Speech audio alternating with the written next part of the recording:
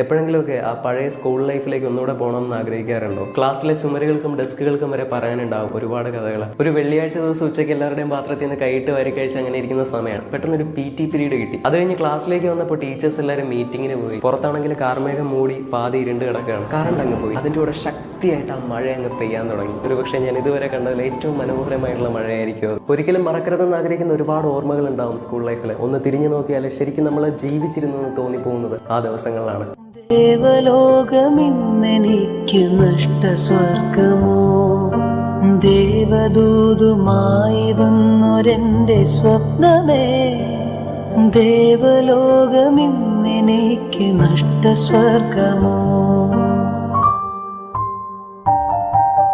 കഴിഞ്ഞു പോയ കാലം കാറ്റിനക്കരെ, കൊഴിഞ്ഞു പോയ രാഗം കടലിനക്കരെ.